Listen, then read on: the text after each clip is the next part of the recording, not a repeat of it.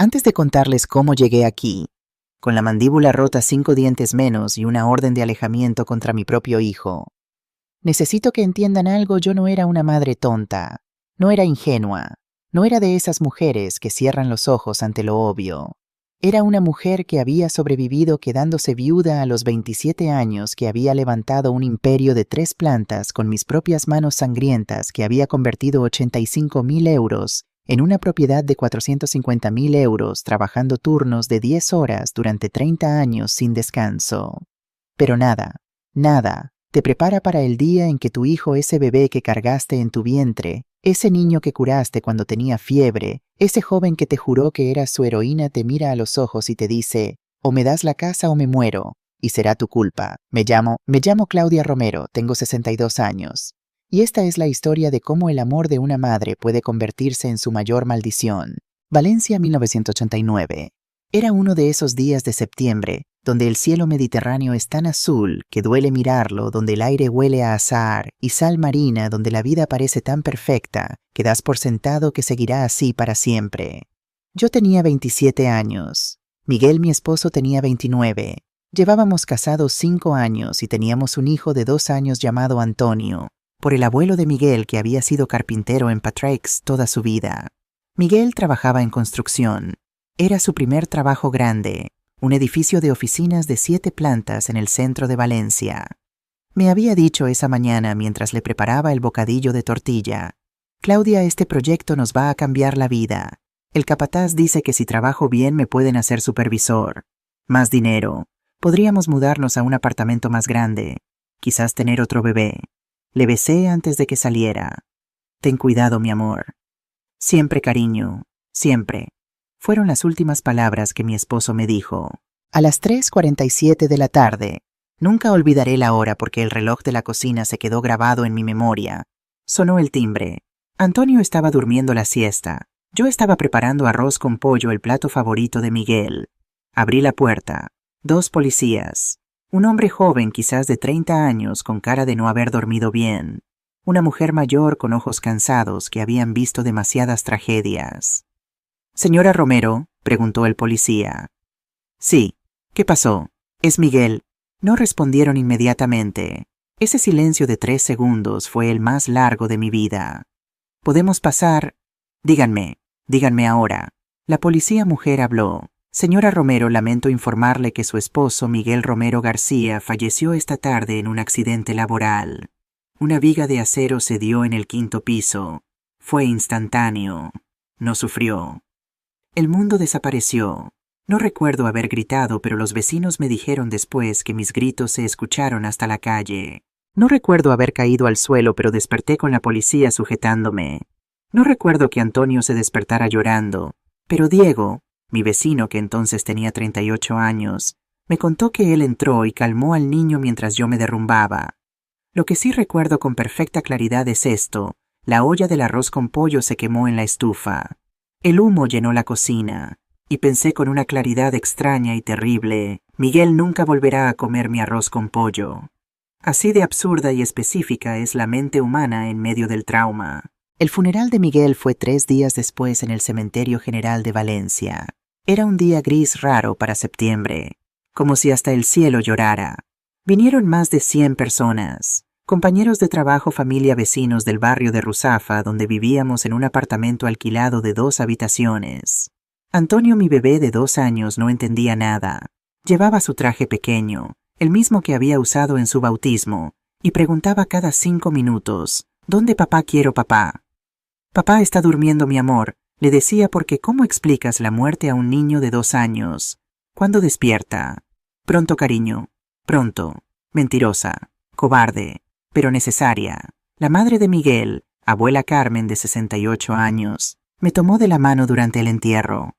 «Claudia, ¿qué vas a hacer ahora? ¿Tienes dinero? ¿Tienes familia que te ayude?» La verdad era brutal. No, y no. Mis padres habían muerto en un accidente de coche cuando yo tenía 22 años. No tenía hermanos. Miguel era hijo único y abuela Carmen vivía de una pensión miserable de 300 euros al mes. Miguel y yo habíamos ahorrado 6.000 euros en 5 años de matrimonio. El funeral costó 4.500 euros. Me quedaban 1.500 euros para el resto de mi vida. El apartamento que alquilábamos costaba 400 euros al mes. La comida 300 euros al mes. Servicios 150 euros al mes. Ropa, pañales, medicinas para Antonio. Hice el cálculo en mi cabeza mientras veían bajar el ataúd de Miguel a la tierra. Me quedaban 2 meses antes de quedarme en la calle. Esa noche, después de acostar a Antonio, volví al cementerio sola. Era casi medianoche. El guarda de seguridad me conocía. Lo siento mucho, Claudia. Y me dejó pasar. Me arrodillé frente a la tumba de Miguel todavía con tierra fresca. Miguel, susurré con lágrimas corriendo por mi cara, no sé cómo voy a hacer esto. No sé cómo voy a criar a nuestro hijo sola. No tengo dinero, no tengo educación. Solo terminé el bachillerato. Trabajé en tiendas, en cafeterías, nada profesional. ¿Cómo voy a darle a Antonio todo lo que soñamos para él? El viento sopló entre los cipreses. Por supuesto que Miguel no respondió, pero en ese silencio tomé una decisión. Te hago una promesa, Miguel, dije poniendo mi mano sobre la tierra que cubría a mi esposo. Antonio va a tener todo lo que nosotros soñamos. Va a ir a la universidad. Va a tener una profesión. Va a tener una casa. No va a vivir la vida de pobreza que nosotros vivimos. Te lo juro. Te lo juro por todo lo que nos amamos, por todo lo que fuimos, por todo lo que él es. Voy a trabajar como 3 personas si es necesario. Voy a ahorrar cada euro. Voy a construirle un futuro. Y cuando sea viejo y tenga su propia familia, le voy a contar sobre ti, sobre el padre maravilloso que tuvo, sobre cómo tú trabajabas 12 horas bajo el sol para darnos de comer, sobre cómo me hacías reír incluso cuando no teníamos dinero para el cine. Nuestro hijo va a honrar tu memoria siendo un hombre bueno y exitoso. Te lo prometo, mi amor, te lo prometo. Me quedé ahí hasta que salió el sol. Lunes 25 de septiembre de 1989. El primer día después del funeral. El primer día de mi nueva vida. Me desperté a las 5:30 a.m. Antonio seguía durmiendo. Lo miré durante 5 minutos. Su carita redonda, sus pestañas largas como las de Miguel, su mano pequeña agarrando su osito de peluche.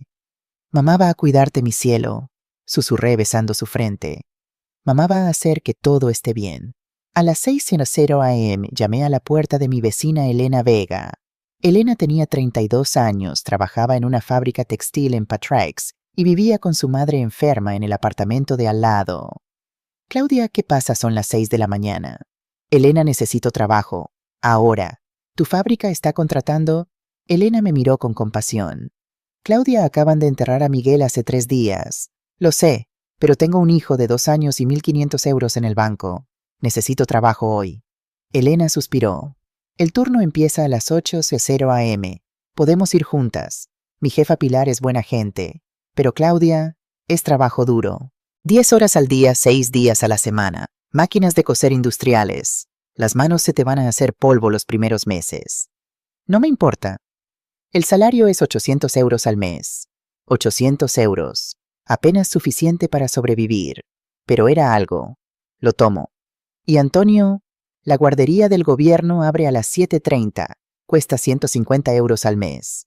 Elena hizo el cálculo mentalmente igual que yo, 800 de salario, 400 de alquiler, 150 de guardería, 300 de comida, el 50 euros al mes. Estaría perdiendo dinero. Claudia, voy a encontrar la manera, Elena. Siempre hay una manera. Y la encontré. Pero también fueron años donde descubrí de qué estaba hecha. 1989, 1995. Los años del sacrificio brutal. Rutina diaria. 5:30 a.m. despertar. 6:00 a.m. preparar desayuno para Antonio y para mí. 6:45 a.m. llevar a Antonio a la guardería, después al colegio. 7:30 a.m. tomar 2 autobuses hasta la fábrica en Patraix. 8:00 a.m. 6:00 p.m. trabajo en la fábrica textil. 6:30 p.m. recoger a Antonio. 7:15 p.m. llegar a casa, preparar cena. 8:15 p.m. bañar a Antonio, ayudarle con tareas cuando fue mayor. 9:15 p.m. acostar a Antonio. 9:30 p.m. 2:15 a.m. coser ropa por encargo, arreglos, vestidos de novia, disfraces de carnaval, cualquier cosa. 2:15 a.m. dormir 3 horas y media de sueño por noche, durante 6 años. Mis manos estaban constantemente vendadas por las heridas de las agujas de coser. Desarrollé problemas de espalda que todavía tengo hoy. Perdí 15 kilos en el primer año porque a menudo me saltaba comidas para que Antonio tuviera suficiente. Pero cada noche cuando lo acostaba y él me decía, «Te amo, mami», todo valía la pena. Elena me conseguía clientes para la costura. Mi prima necesita un vestido para su boda. El vecino de mi tío necesita arreglar un traje. Puedes hacer disfraces de Batman para un cumpleaños, cobraba barato. 20 euros por un arreglo simple, 200 euros por un vestido de novia. Pero todo sumaba. Para 1995 había ahorrado 15.000 euros. 15.000 euros en 6 años. Cada euro manchado con sangre, sudor y lágrimas literales. 1995, 2000. Antonio el Niño Dorado. Antonio tenía 8 años cuando empezó a mostrar lo brillante que era. Su maestra, señora Martínez, me llamó a la escuela una tarde de octubre. «Señora Romero, necesito hablar con usted sobre Antonio». Mi corazón se hundió. «Problemas, mal comportamiento, Antonio es excepcional», dijo la maestra con una sonrisa. «Su coeficiente intelectual está en el percentil 98, especialmente en matemáticas y arte. Dibuja edificios con una precisión y creatividad que nunca he visto en un niño de su edad».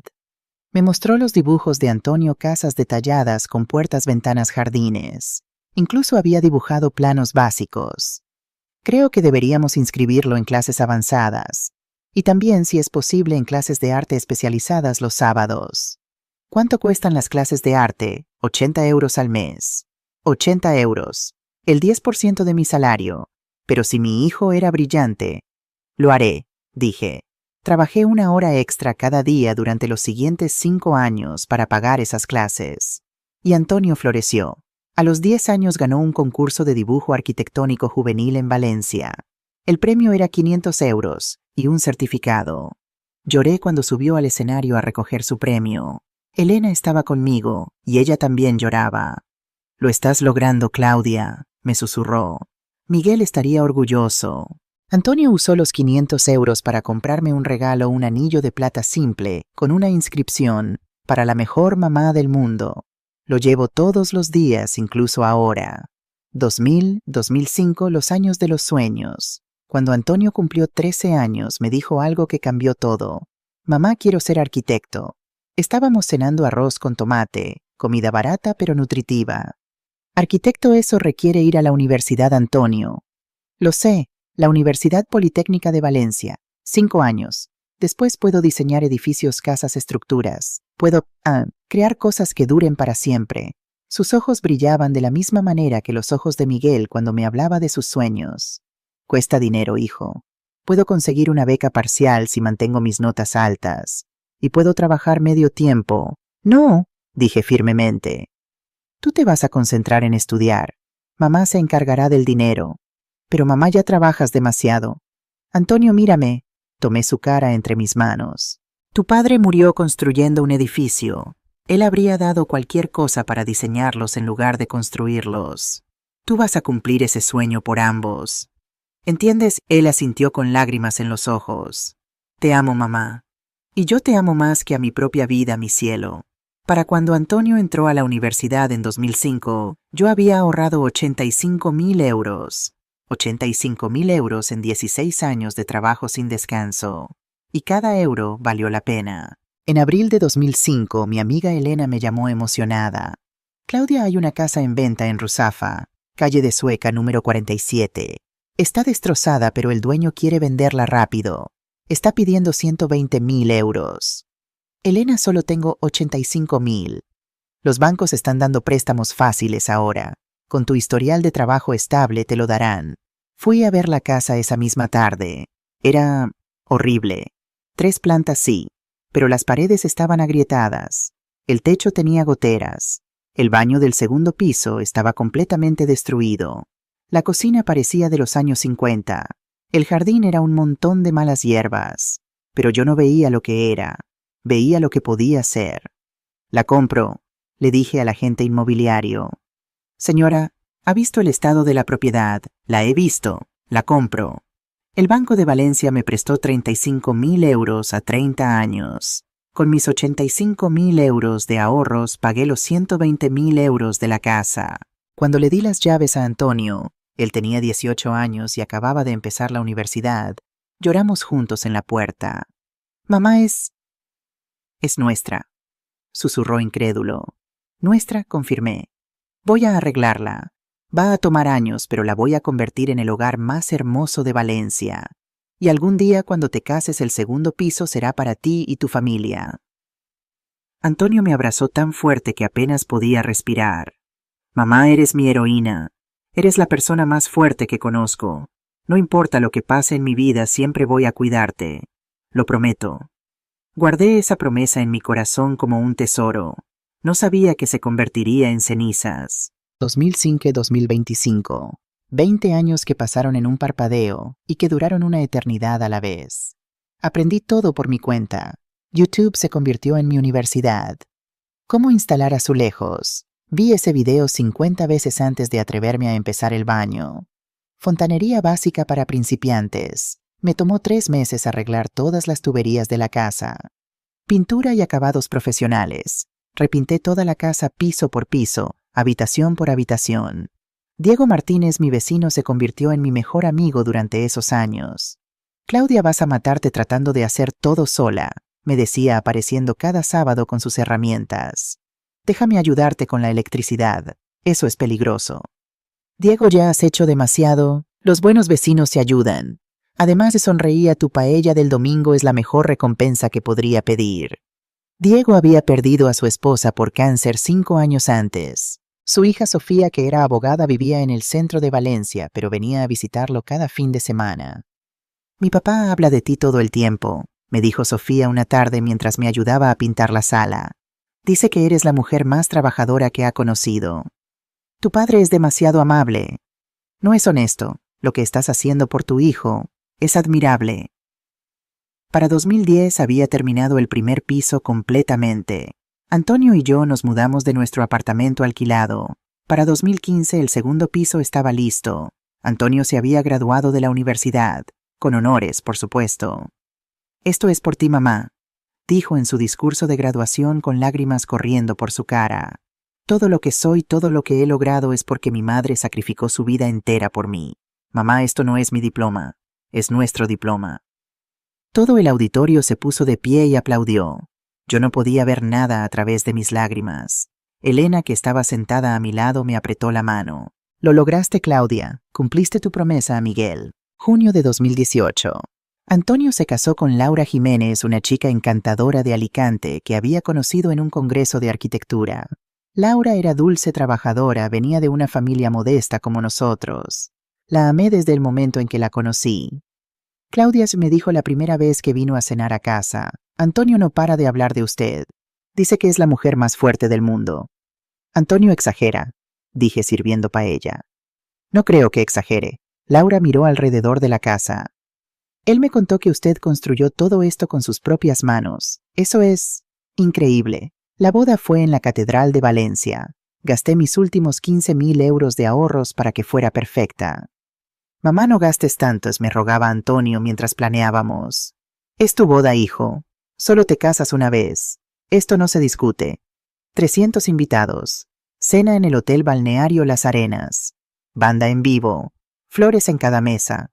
El vestido de novia de Laura costó 2.500 euros. Yo misma hice algunos ajustes para que le quedara perfecto. Cuando Antonio me pidió el primer baile, la tradición del novio bailando con su madre, puso la canción «Gracias a la vida» de Mercedes Sosa. Bailamos lentamente mientras la letra hablaba de gratitud por todo lo que la vida da. «Mamá», susurró Antonio en mi oído, «todo lo que soy te lo debo a ti». «No, mi amor, tú te lo debes a ti mismo. Yo solo te di las herramientas. Tú construiste tu vida. Prometo que voy a cuidarte cuando seas mayor. Prometo que nunca vas a estar sola. Prometo que voy a honrar todo lo que has hecho por mí». «Ya lo estás haciendo, hijo. Ya lo estás haciendo». Esa noche, cuando todos se fueron y me quedé sola en mi habitación, miré la foto enmarcada de Miguel que siempre tengo en mi mesita de noche. «Lo logramos, mi amor», susurré. «Nuestro hijo es un hombre bueno, un profesional. Se casó con una buena mujer. Tiene un futuro brillante. Cumplí mi promesa. Si hubiera sabido lo que vendría después, habría llorado más. Mucho más. Marzo de 2020. COVID-19. Como para todos en el mundo, fue cuando la vida tal como la conocíamos se detuvo. La fábrica donde había trabajado durante 31 años cerró temporalmente. Me dijeron que recibiría el 70% de mi salario. Estaba bien, ya había pagado la hipoteca completamente. La casa era mía, libre de deudas. Antonio perdió su trabajo. La firma de arquitectura donde trabajaba quebró. Nadie estaba construyendo nada durante la pandemia. No pasa nada, hijo, le dije cuando vino a contármelo con Laura tomada de su mano. Tienes tus ahorros. Encontrarás algo nuevo cuando esto termine. Pero los meses pasaban. Marzo se convirtió en abril, en mayo, en junio. Y empecé a notar cambios en Antonio. Pequeños al principio. Sutiles. Se quedaba despierto hasta tarde. Yo podía ver la luz de su computadora brillando bajo la puerta del segundo piso a las 3:04 de la mañana. ¿No puedes dormir, hijo?, le preguntaba en el desayuno. Estoy buscando trabajo online, mamá. Hay empresas internacionales que contratan arquitectos remotos. Parecía razonable, pero entonces empezaron las llamadas telefónicas extrañas. Él salía al jardín para contestar hablando en voz baja. ¿Todo bien?, le preguntaba cuando entraba. Sí, mamá. Solo entrevistas de trabajo. Son confidenciales. Laura empezó a verse preocupada. Ojeras. Más delgada. Pero cuando le preguntaba, ella sonreía. Solo el estrés de la pandemia, Claudia. Todos lo estamos sintiendo. En octubre de 2020, Antonio me pidió dinero por primera vez en su vida adulta. Estábamos en la cocina. Yo estaba preparando lentejas. Mamá, ¿puedes prestarme 5.000 euros? Me detuve con la cuchara en la mano. ¿5.000 euros? ¿Para qué, hijo? Hay una oportunidad de inversión. Criptomonedas. Bitcoin. Ethereum. El mercado está explotando. Puedo duplicar el dinero en 3 meses. O triplicarlo. Algo frío se movió en mi estómago. Antonio, esas cosas son riesgosas. No si sabes lo que estás haciendo. Mamá, he estado investigando durante meses. Tengo un sistema. Puedo convertir 5.000 en 15.000 fácilmente. Y si los pierdes, no los voy a perder. Miré a mi hijo, ese hombre de 33 años que había sido el niño más responsable del mundo, que nunca me había pedido nada innecesario, que había trabajado duro por todo lo que tenía. Está bien, dije finalmente, pero ten cuidado, Antonio. Por supuesto, mamá, te amo. Le transferí 5.000 euros al día siguiente. Ese fue mi primer error. Los siguientes 2 años fueron una pesadilla en cámara lenta. Diciembre 2020. Mamá, necesito otros 8.000 euros. Hubo un problema técnico con la plataforma, pero puedo recuperarlo todo si invierto más. Febrero 2021. Mamá, 10.000 euros. Es para pagar un abogado. Laura y yo estamos teniendo problemas. Necesito asesoría legal. Junio 2021. Mamá, 15.000 euros. Es una emergencia médica. Laura necesita tratamiento psicológico. El seguro no lo cubre todo.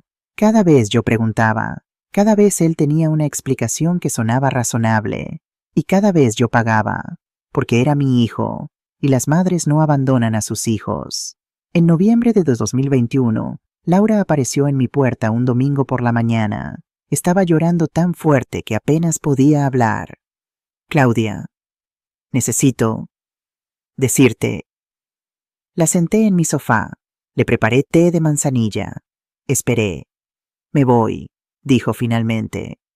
Me divorcio de Antonio. El mundo se detuvo. ¿Qué por qué? Y entonces Laura me contó toda la verdad. No había inversiones en criptomonedas. No había problemas técnicos. No había oportunidades. Antonio era adicto al juego. Apuestas deportivas online, póker, ruleta, casinos virtuales.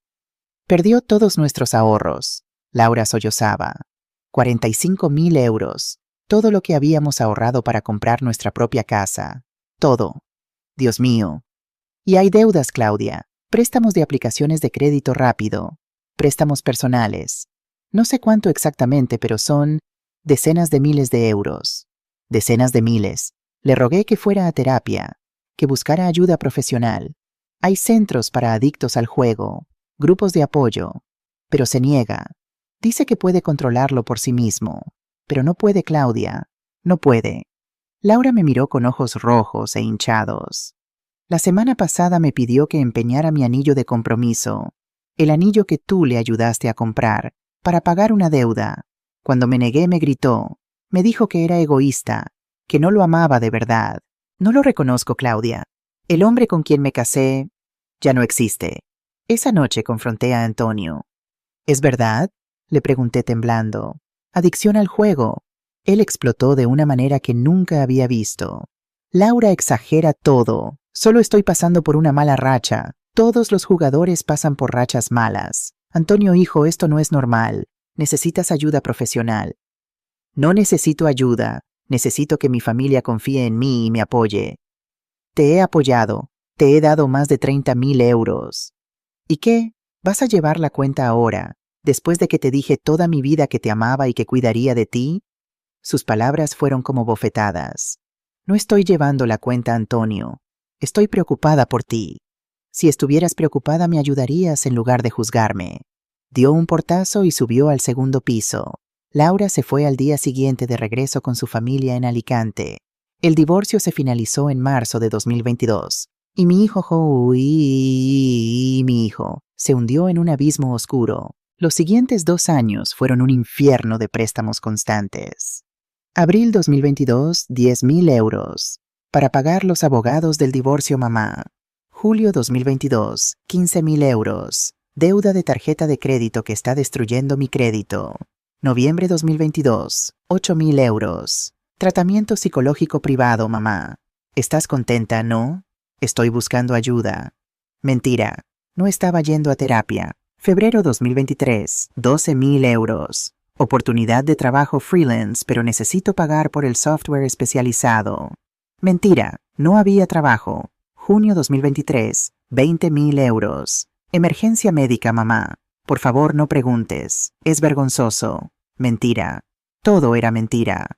Octubre 2023, 15.000 euros. Última vez, mamá. Te lo juro por papá. Última vez. La mentira más grande de todas. 80.000 euros que había tardado 20 años en ahorrar. Desaparecidos en 24 meses. Elena me confrontó una tarde de diciembre de 2023 en mi cocina. Claudia, esto tiene que parar. Elena, no. Escúchame. Le has dado a Antonio todo. Tu dinero, tu casa, tu vida. Y él te está destruyendo. Es mi hijo. Y tú eres su madre, pero eso no significa que tengas que dejar que te arruine. Claudia, trabajaste 30 años por ese dinero. 30 años. Y lo está tirando todo en casinos online. ¿Qué quieres que haga? ¿Que lo deje morir? Quiero que entiendas que no lo estás salvando. Lo estás matando lentamente. Estás habilitando su adicción. Cada euro que le das es otro euro que pierde en apuestas. Elena, por favor. Padre Miguel me dijo que has estado pidiendo préstamos. Elena me miró con tristeza. ¿Es verdad? No respondí. No tenía que hacerlo. Elena había descubierto la verdad que yo había estado escondiendo. No solo había dado mis ahorros a Antonio. Había empezado a pedir dinero prestado. 5.000 euros de mi prima en Madrid. 8.000 euros de una cooperativa de crédito. 10.000 euros adelantados de mi sueldo en la fábrica. 120.000 euros totales. Casi todo lo que había construido en 30 años. Y aún no era suficiente. Fue un martes por la tarde. Yo estaba regresando del mercado con las compras cuando lo vi. Un hombre de unos 40 y tantos años apoyado en un Mercedes negro estacionado frente a mi casa. Traje caro, reloj brillante, sonrisa de tiburón. Señora Romero. ¿Quién pregunta, Smelín? Me llamo Rafael Sánchez. Sacó una tarjeta de negocios. Soluciones financieras rápidas. Soy un amigo de su hijo Antonio. El aire se volvió frío. No conozco a ningún amigo de Antonio con ese nombre. Bueno, quizás Antonio no mencionó que nos conocemos. Verá, señora, su hijo me debe dinero. Bastante dinero, de hecho. ¿Cuánto? 25.000 euros. Mi corazón dejó de latir. Eso no puede ser. Oh, pero es verdad. Antonio pidió prestado el dinero hace 6 meses. Prometió pagar en 3 meses. Han pasado 6. Estoy empezando a impacientarme. Rafael se acercó más. Olía a colonia cara y amenaza.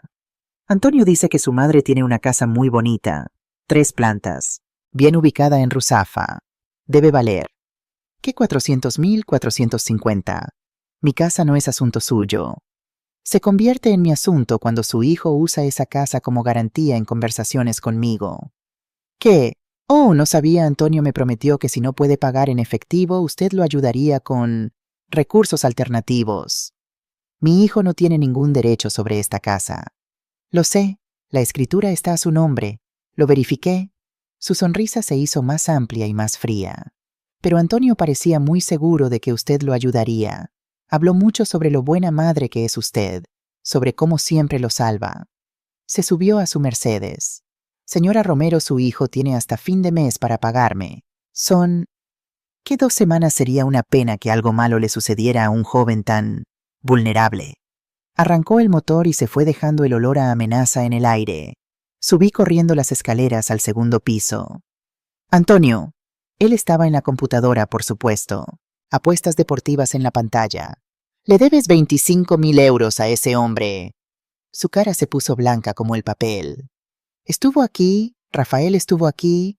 Responde mi pregunta. Mamá, yo puedo explicarlo. ¿Cuánto le debes? Antonio se derrumbó en su silla poniendo su cabeza entre sus manos. No son 25.000 euros. Que son 180.000 euros. El mundo desapareció. 180.000. Mamá, por favor, déjame explicar. ¿Cómo le debes tanto dinero a ese hombre? Rafael es un prestamista privado. Cuando los bancos dejaron de darme crédito, recurrí a él. Las tasas de interés son altas y los intereses se acumulan y... ¿Sabes quién es ese hombre, Antonio? No es un prestamista, es un criminal, me amenazó. Lo sé.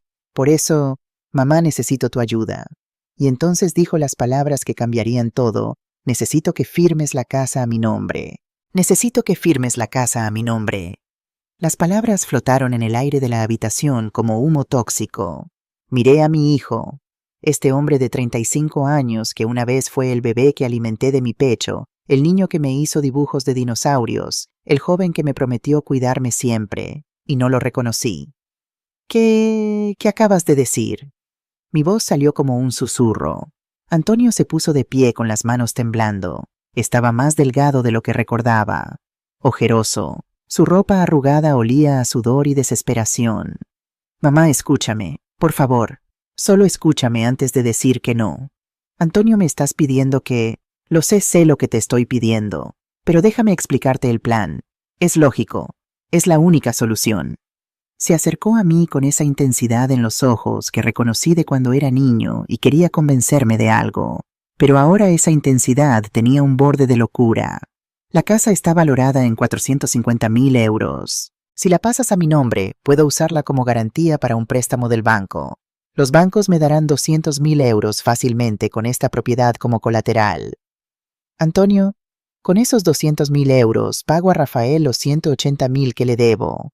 Me quedan 20.000 para vivir mientras encuentro trabajo. Empiezo de cero, limpio, sin deudas, sin amenazas de muerte. ¿Y yo? Tú sigues viviendo aquí, nada cambia para ti. La casa sigue siendo tuya en espíritu, solo que legalmente está a mi nombre. ¿Es solo un papel, mamá? No es solo un papel, Antonio. Es la diferencia entre tener un techo sobre mi cabeza y estar en la calle. Nunca te echaría, eres mi madre. Hace 6 meses dijiste que nunca me mentirías, y llevas 2 años mintiéndome sobre cada euro que te he dado. Antonio retrocedió como si lo hubiera abofeteado. Eso es diferente. ¿Diferente cómo? Diferente porque las mentiras eran para protegerme, o porque ya no te importa la verdad. Me importa, todo me importa demasiado y por eso estoy así. ¿Crees que quiero ser esta persona? ¿Crees que me levanto cada mañana emocionado de ser un fracaso adicto al juego que vive en el segundo piso de la casa de su madre? Sus ojos se llenaron de lágrimas. Mamá, estoy muriendo aquí. Cada día. Rafael no está bromeando. Esos hombres... La semana pasada me agarraron en un callejón. Me golpearon. Mira. Se levantó la camisa. Su torso estaba cubierto de moretones, negros, amarillos, verdes. Algunos frescos, otros viejos. Un mapa de violencia pintado sobre su piel. Dios mío, mi mano voló a mi boca. Me dijeron que esto era un recordatorio amable, que la próxima vez no sería tan amable. Mamá, no estoy siendo dramático. Me van a matar si no pago. Las lágrimas corrían por su cara ahora. Mi hijo, mi bebé, llorando frente a mí. Toda fibra maternal en mi cuerpo gritaba: sálvalo, sálvalo, sálvalo. Pero una vocecita pequeña, la voz de Elena, la voz de Padre Miguel, la voz de mi propia cordura, susurraba: si le das esto lo pierdes todo, todo. Antonio, dije con mi propia voz quebrándose, no puedo hacer eso. Mamá, escúchame, voy a vender la casa. Pondré la propiedad en venta mañana mismo. Las casas en Ruzafa se venden rápido ahora. 2-3 meses máximo. Cuando se venda te daré 200.000 euros para pagar a Rafael. El resto lo usaré para comprar un apartamento pequeño para mí. 3 meses, Rafael me da 2 semanas. Entonces negociaré con él. Le pagaré algo ahora. Tengo 15.000 euros en mi cuenta de emergencia, como pago inicial. Le mostraré el contrato de venta de la casa. No entiendes, estos hombres no negocian. No son el banco. No son una empresa legítima. Son criminales, mamá. Criminales. Entonces iremos a la policía. ¿La policía? Antonio se rió, pero era una risa sin alegría. Y les diremos que pedí prestado dinero ilegalmente y ahora no puedo pagar. Me arrestarán a mí también. Tengo contratos firmados con Rafael. Sabía lo que estaba haciendo. Soy culpable de fraude financiero. Antonio, tiene que haber otra manera. No la hay. Solo hay una solución. La casa. A mi nombre. Ahora. No. La palabra cayó entre nosotros como una sentencia de muerte. Antonio me miró durante un largo momento. Algo cambió en sus ojos. Algo se endureció. Está bien, mamá, dijo con una voz extrañamente calmada. Entiendo. Se dio la vuelta y subió las escaleras al segundo piso. Yo me quedé allí temblando con el sonido de su puerta cerrándose resonando en mis oídos. No sabía que esa sería nuestra última conversación civilizada. Febrero de 2024 fue el mes más extraño de mi vida. Antonio dejó de hablarme. Pasaba días sin salir del segundo piso. Yo le dejaba comida en la puerta, platos de paella, lentejas, bocadillos. Y él los recogía cuando yo no estaba mirando. A veces en medio de la noche lo escuchaba bajar a la cocina. Pasos silenciosos, el refrigerador abriéndose. Después pasos subiendo de nuevo. Como un fantasma viviendo en mi propia casa. Elena venía a visitarme cada 2 días. Claudia, tienes que sacarlo de aquí, me decía. Esto no es saludable, para ninguno de los dos. Es mi hijo, Elena. No puedo echarlo a la calle. No estoy diciendo que lo eches a la calle. Estoy diciendo que necesita irse por su propio bien. Hay centros de rehabilitación, programas del gobierno, lugares donde puede recibir ayuda real. Ya le ofrecí eso 100 veces. Se niega. Entonces déjalo tocar fondo. A veces las personas necesitan caer completamente antes de poder levantarse. ¿Y si tocar fondo significa morir? Elena no tenía respuesta para eso. Diego también estaba preocupado. Lo veía mirando hacia mi casa desde su ventana con esa expresión protectora que había desarrollado hacia mí a lo largo de los años. Una tarde tocó a mi puerta con una expresión seria. Claudia, necesito hablar contigo sobre algo. Pasa, Diego. Se sentó en mi mesa de cocina nervioso, jugando con sus manos. Vi algo la semana pasada que me preocupa. ¿Qué viste? Unos hombres, 3 de ellos. Vinieron en un coche negro. Tocaron la puerta del segundo piso, la entrada separada que tiene Antonio. Hablaron con él durante 20 minutos. No me gustó la pinta de esos tipos, Claudia. Para nada. Mi estómago se retorció. ¿Qué pasó? Antonio les dio algo. Parecía dinero. Un sobre. Los tipos se fueron. Pero antes de irse, uno de ellos le dijo algo a Antonio que hizo que tu hijo se pusiera blanco. Vi su cara desde mi ventana. Estaba aterrorizado. Rafael, susurré. ¿Quién es Rafael? Le conté todo. Toda la verdad. Los 180.000 euros. Las amenazas. La petición de firmar la casa. Diego se puso pálido. Claudia, esto es serio. Estos son criminales. Necesitas ir a la policía. Antonio dice que eso nos metería a ambos en problemas. ¿Y qué? ¿Es mejor esperar a que te hagan daño? ¿O peor? No sé qué hacer, Diego. Es mi hijo. Diego tomó mi mano sobre la mesa. Claudia, te conozco desde hace 20 años. Eres la persona más fuerte que conozco. Pero el amor de una madre puede ser tu fortaleza o tu perdición. Necesitas protegerte. ¿Cómo, Ney? Déjame hablar con mi hija Sofía. Es abogada. Puede darte opciones. Gratis, como amigos. Acepté porque no sabía qué más hacer. Pero mientras tanto algo estaba pasando en el segundo piso que yo no sabía. Algo terrible. Lo que yo descubriría después a través de testimonios de la policía y evidencia digital. Mientras yo lloraba en mi habitación mientras Elena me rogaba que fuera a la policía, mientras Diego instalaba cámaras de seguridad discretamente apuntando a mi puerta, sin que yo lo supiera, Antonio estaba ejecutando un plan. En su computadora había búsquedas recientes. ¿Cómo falsificar una firma en documentos legales? Transferir propiedad sin consentimiento del dueño. Abogados que no hacen preguntas España. Drogas para dormir sin receta. ¿Cuánto tiempo tarda en hacer efecto el Rohypnol? Antonio había contactado a un abogado llamado Javier Ruiz, que realmente era un notario corrupto que había sido desbarrado pero seguía operando ilegalmente. El plan era simple y horrible. 1. Drogar a su propia madre con pastillas para dormir mezcladas en su comida. 2. Tomar su dedo inconsciente y usarlo para presionar sobre documentos de transferencia de propiedad. 3. Falsificar su firma. 4. Presentar los documentos ante el notario corrupto. 5. Hipotecar la casa inmediatamente. 6. Pagar a Rafael. 7. Convencer a su madre después de que lo había hecho por su propio bien. Este era el plan de mi hijo, del niño que había criado, del hombre que me había prometido cuidarme. Pero yo no sabía nada de esto, todavía. Una semana después, Diego me llevó a la oficina de su hija Sofía en el centro de Valencia. Era una oficina pequeña pero elegante en un edificio cerca de la Plaza de la Reina. Sofía me recibió con un abrazo cálido. Claudia, mi padre me contó todo. Primero déjame decirte, no estás sola en esto. Vamos a encontrar una solución. Me senté frente a su escritorio mientras ella abría una carpeta.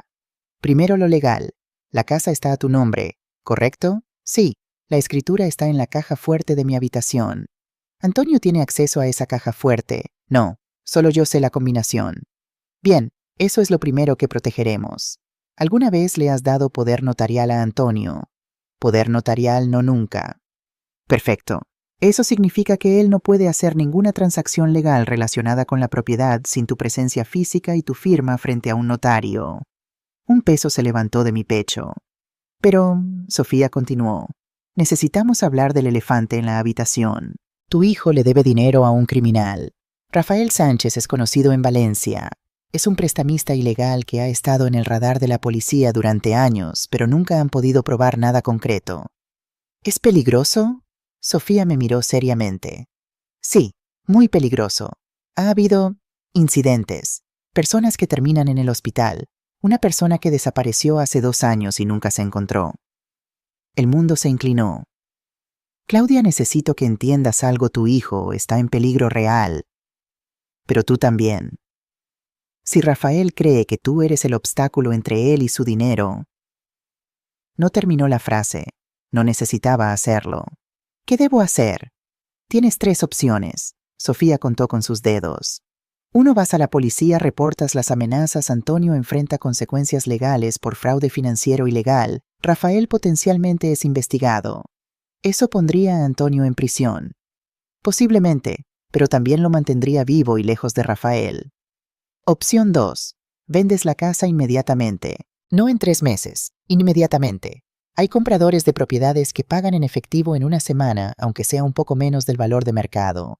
Digamos 400.000 euros en lugar de 450.000. Pagas a Rafael. Te mudas. ¿Y Antonio? Antonio tendrá que encontrar su propio camino. Ya no es tu responsabilidad. Las lágrimas comenzaron a correr por mi cara. ¿Y la tercera opción? Sofía dudó. La tercera opción es no hacer nada y ver qué pasa. Esa no es realmente una opción. No, admitió Sofía. No lo es. Me fui de esa reunión con más miedo del que había entrado. Diego me llevó a casa en su coche. ¿Qué vas a hacer?, me preguntó. No lo sé. Necesito pensar. Claudia, sea lo que sea que decidas, estoy aquí. Está bien, no estás sola. Gracias, Diego. Esa noche me senté en mi habitación mirando la caja fuerte donde guardaba la escritura de la casa. 30 años de mi vida dentro de una caja de metal. Miguel, susurré a la foto de mi esposo muerto. Ayúdame. No sé qué hacer. Por supuesto que no respondió. Los muertos nunca lo hacen. Viernes 23 de febrero de 2024. Alrededor de las 10 p.m., yo estaba en mi habitación preparándome para dormir. Había sido un día largo. Trabajo en la fábrica, después compras en el mercado, después una llamada larga con Elena, donde lloré durante 40 minutos. Escuché un coche afuera, puertas cerrándose, voces de hombres. Miré por la ventana. El Mercedes negro de Rafael. 4 hombres saliendo. Rafael y 3 otros que parecían boxeadores profesionales. Subieron las escaleras exteriores al segundo piso. Escuché golpes en la puerta de Antonio, voces alzadas. Después sonidos de pelea, muebles rompiéndose, vidrio quebrándose, Antonio gritando. Corrí escaleras arriba, mi corazón latiendo salvajemente. ¡Deténganse, deténganse! La puerta del segundo piso estaba abierta de una patada.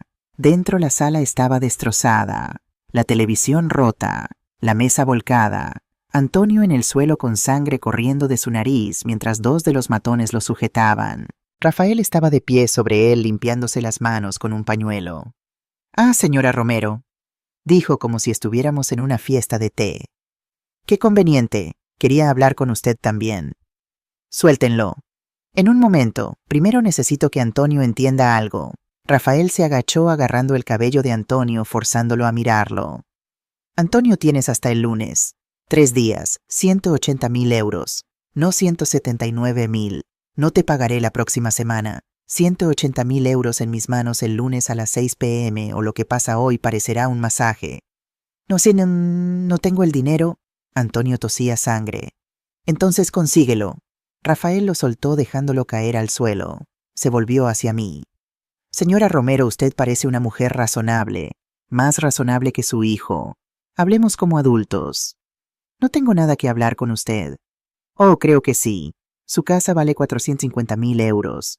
Yo solo necesito 180.000, menos de la mitad. Es un trato generoso. Mi casa no está en venta». «Todo está en venta, señora. Solo es cuestión de precio, o en este caso», sonrió fríamente, «cuestión de motivación». Uno de los matones pateó a Antonio en las costillas. Mi hijo gimió de dolor. «¡Paren!», grité. «Pararemos cuando usted sea razonable. Señora, ame a su hijo, ¿verdad? Entonces ayúdelo. Firme la casa a su nombre. Él la hipoteca. Me paga. Todos felices. Ya le dije que voy a vender la casa. En 2 meses puedo». «2 meses». Rafael se rió. «Señora, no tengo 2 meses. Tengo gastos, operaciones, personal que pagar», señaló a los matones.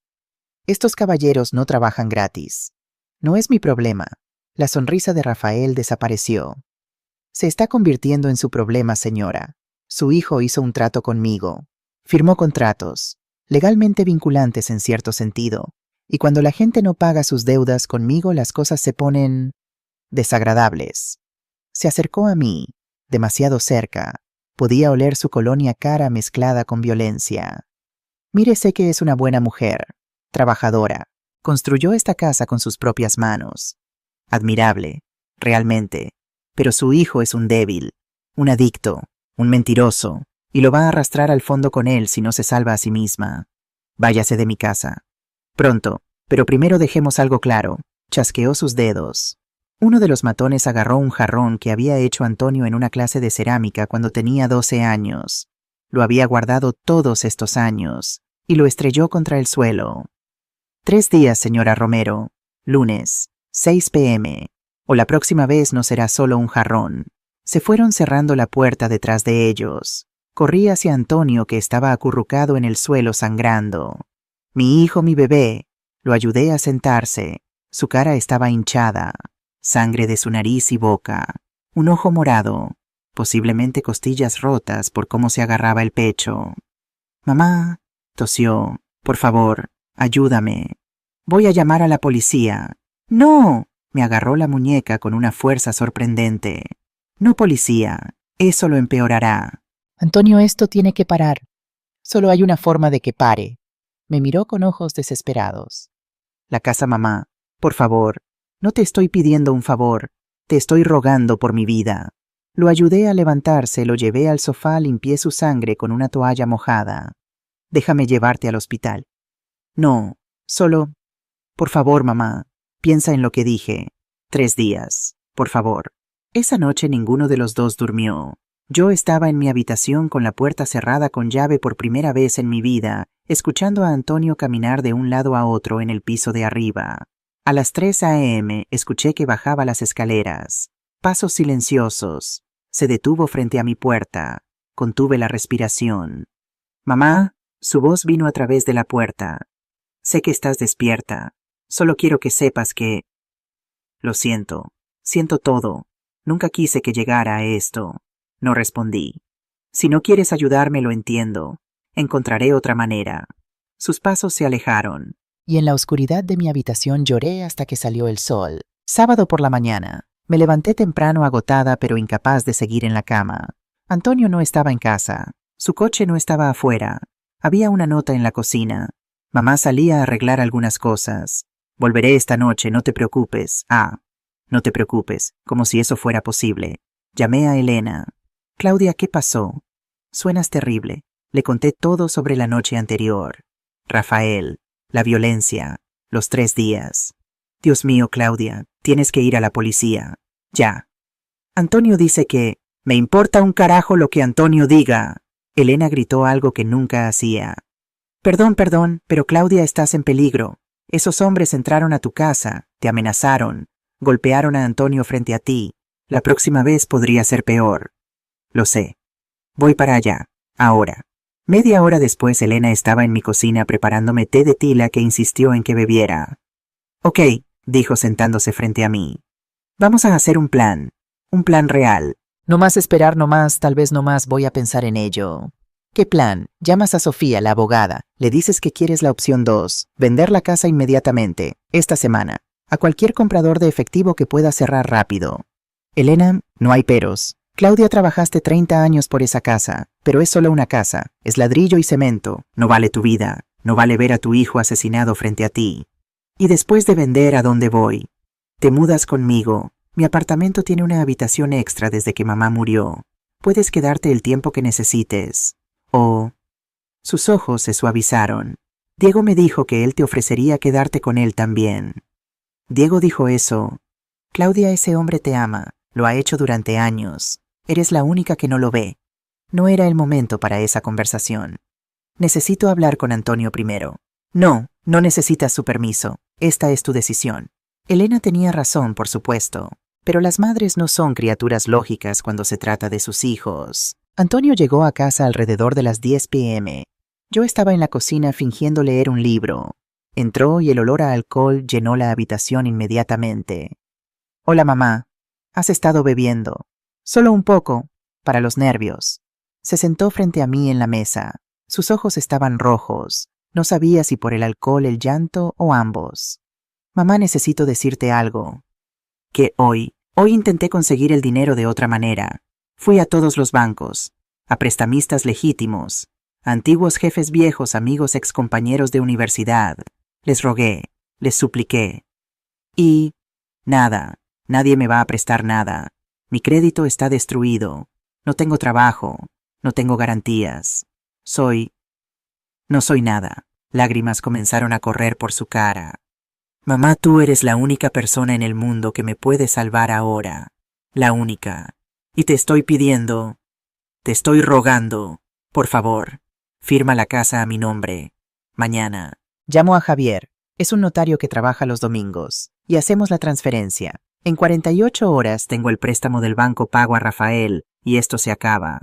«Antonio, ya te dije que voy a vender la casa. ¿En una semana puedo tener el dinero?» «Una semana es demasiado tarde», golpeó la mesa. Rafael dijo lunes. «Lunes, eso es en 2 días. ¿Entiendes lo que me harán?» «Iremos a la policía mañana». «No, no policía, ¿cuántas veces tengo que decírtelo?» Su voz estaba subiendo, volviéndose histérica. «Antonio, cálmate». «No puedo calmarme, me van a matar. No lo entiendes, me van a matar y será tu culpa, porque tienes el poder de salvarme y te niegas. No es justo echarme esa culpa». «Justo». Se puso de pie tambaleándose. «¿Quieres hablar de justo? Es justo que le dediqué toda mi vida mientras tú trabajabas. Es justo que creciera sin padre. Es justo que ahora cuando finalmente necesito tu ayuda me digas que no. Antonio, basta». «¿Sabes cuántas veces querías cosas cuando era niño y no las tenía? Videojuegos como los otros niños, ropa de marca, vacaciones nada. Nunca tuve nada, porque todo tu dinero iba a esa maldita casa. Esa casa es para ti. No la quiero. Quiero vivir. ¿Qué importa una casa si estoy muerto? Entonces deja de apostar, grité poniéndome de pie yo también. Deja de destruirte. Ve a rehabilitación. Busca ayuda real. Para de esperar que yo arregle todos tus problemas. El silencio cayó como un yunque. Antonio me miró con una expresión que nunca había visto antes. Odio puro. ¿Sabes qué, mamá?, dijo con una voz peligrosamente calmada. Tienes razón. No puedo seguir esperando que me salves. Voy a tener que salvarme yo mismo. Antonio, vete a dormir, mamá. Mañana será un día importante. Algo en su tono me heló la sangre. ¿Qué vas a hacer? Encontrar una solución. No te preocupes por eso. Subió las escaleras. Yo me quedé en la cocina con el corazón latiendo tan fuerte que podía oírlo en mis oídos. Llamé a Diego. Claudia, son casi las 11. Diego, algo no está bien. Antonio dijo algo extraño. Estoy asustada. Voy para allá. No. Solo, ¿puedes estar atento? ¿Mirar por tu ventana esta noche? Por supuesto. Y Claudia, ya instalé una cámara de seguridad apuntando a tu puerta. La instalé hace 2 semanas. Sin decirte porque sabía que dirías que no. Diego, solo quiero mantenerte segura. La cámara graba todo. Si algo pasa tendremos evidencia. No sabía que esa cámara salvaría mi vida, literalmente. Domingo 25 de febrero, medianoche. Me desperté con el sonido de mi puerta abriéndose. Había cerrado con llave. Estaba segura de que había cerrado con llave. Pero ahí estaba Antonio de pie en la entrada de mi habitación iluminado por la luna que entraba por la ventana. Antonio. Mi voz estaba ronca de sueño y miedo. ¿Qué haces? Mamá, necesito la escritura de la casa. Vete a dormir, hablaremos mañana. No, ahora. Encendí la luz de mi mesita de noche. Antonio se veía loco, cabello despeinado, ojos vidriosos, sudando a pesar del frío, y en su mano derecha tenía una botella de whisky medio vacía. Antonio, estás borracho. Por favor, vete. Dame la escritura. Rugió acercándose a mi cama. Salté corriendo hacia la puerta, pero él fue más rápido. Me agarró del brazo apretando tan fuerte que grité. «Me estás lastimando. Entonces dame lo que quiero». Me arrastró hacia la caja fuerte en la pared. «Ábrela». «No. Ábrela. No voy a darte la casa para que la regales a criminales». Y entonces sucedió. Antonio me golpeó. El puño de mi hijo, el hijo que crecí, que alimenté de mi cuerpo, que amé más que a mi propia vida, se estrelló contra mi cara. El dolor explotó en mi mandíbula. Sentí algo romperse. El sabor metálico de la sangre llenó mi boca. Caí al suelo. «Mamá». Antonio pareció volver en sí por un momento. «Dios, yo no quería». Pero entonces sus ojos se endurecieron de nuevo. «Levántate. Abre la caja fuerte». «No», susurré con sangre goteando de mi boca. Escupí en el suelo. 3 dientes cayeron junto con la sangre. 3 de mis dientes. Antonio me miraba con horror. «Mamá, tus dientes». Entonces algo se rompió completamente en él. «Esto es tu culpa», gritó. «Si solo hubieras ayudado desde el principio, nada de esto habría pasado». Me pateó en las costillas. El dolor fue indescriptible. Traté de arrastrarme hacia la puerta, pero él me agarró el cabello jalándome hacia atrás. «La caja fuerte, ahora». «Nunca». Tosí sangre. Antonio perdió todo control. Me golpeó de nuevo, y de nuevo, y de nuevo. Mi nariz se rompió. 2 dientes más se desprendieron, costillas agrietándose bajo sus patadas. En algún momento corrió a la cocina. Escuché cajones abriéndose. Regresó con un cuchillo de cocina. «Última oportunidad, mamá». Puso el cuchillo en mi garganta. Sentí el metal frío contra mi piel. «Abre la caja fuerte o te juro que te mato aquí mismo». Sus ojos estaban locos, completamente idos. Este no era mi hijo. Era un extraño usando la cara de Antonio. La combinación», susurré. «Dímela». 11-03-89.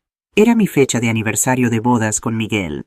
Antonio lo sabía. Se acercó a la caja fuerte marcando los números. Clic. Se abrió. Sacó la escritura de la casa. «Por fin», susurró con lágrimas corriendo por su cara. «Por fin». Yo estaba en el suelo apenas consciente en un charco de mi propia sangre. Lo siento, mamá, dijo Antonio mirándome. Pero esto era necesario. Cuando Rafael esté pagado, cuando todo esto acabe, lo entenderás. Hice esto por los dos. Comenzó a caminar hacia la puerta. Y entonces milagrosamente escuché: «Policía, abran la puerta. Tenemos una emergencia reportada».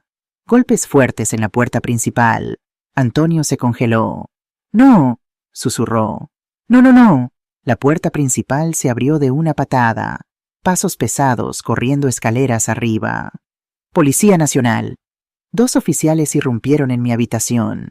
Vieron la escena, yo en el suelo, sangre por todas partes, dientes esparcidos como joyas macabras. Antonio de pie con un cuchillo en una mano y la escritura de la casa en la otra. «Suelte el arma, manos arriba. Yo no. Ella es mi madre». Antonio balbuceaba. «Suelte el cuchillo». El cuchillo cayó al suelo. Los oficiales lo taclearon esposándolo. «¡Mamá!», Antonio gritaba mientras lo arrastraban. «Mamá, diles que fue un accidente». Uno de los oficiales se arrodilló junto a mí. «Señora, ¿puede escucharme? Llamaremos una ambulancia».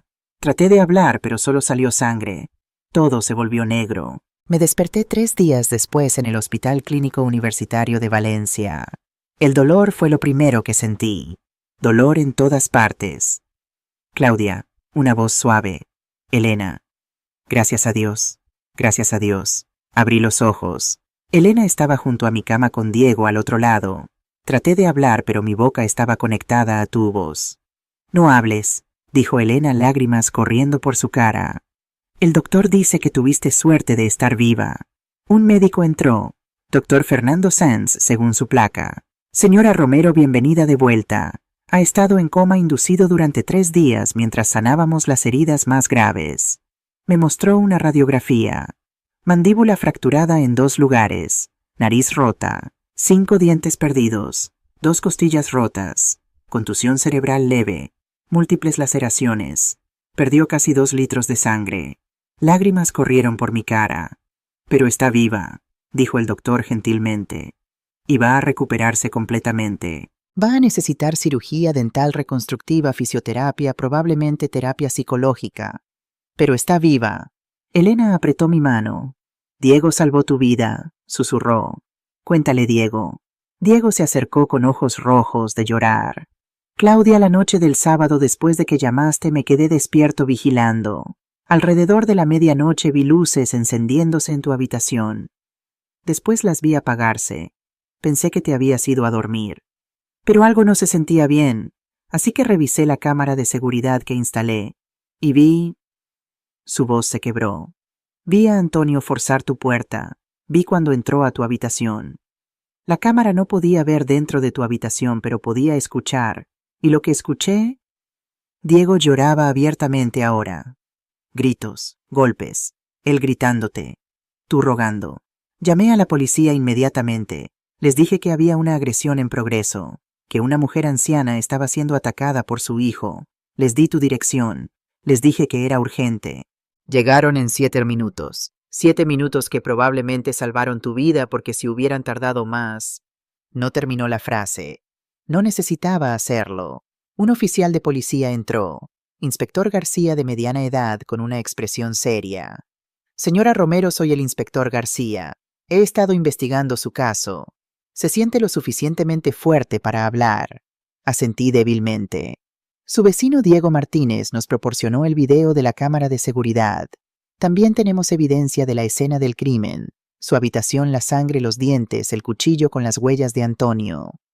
Su hijo está bajo custodia. Está siendo acusado de intento de homicidio, asalto agravado, intento de coacción y robo. Con la evidencia que tenemos estará en prisión durante mucho tiempo. Cerré los ojos. Mi hijo, en prisión. También, continuó el inspector, revisamos su computadora. Encontramos cosas perturbadoras, planes para drogarla, contactos con un notario corrupto, búsquedas sobre cómo falsificar documentos. Señora Romero, su hijo no actuó por impulso esa noche. Había estado planeando esto durante semanas. Si la policía no hubiera llegado, habría usado esas pastillas para dormir que encontramos en su chaqueta. Lo habría drogado, Habría usado su dedo inconsciente para firmar documentos. Encontramos mensajes de texto con el notario corrupto Javier Ruiz. Ya lo arrestamos también. Antonio le había prometido 20.000 euros por falsificar la transferencia de propiedad. Elena sollozaba. Diego tenía su cabeza entre sus manos. Y yo no sentía nada. Entumecida, vacía. ¿Dónde está Antonio ahora?, logré susurrar. En la prisión de Picassent, sin fianza. El juicio será en 3 meses. Con la evidencia que tenemos, el fiscal está pidiendo 10-15 años. 10 a 15 años. Mi hijo, mi bebé. Pero hay algo más que necesita saber, dijo el inspector. Arrestamos a Rafael Sánchez y su organización la misma noche. Resultó que su vecino Diego no fue el único que llamó.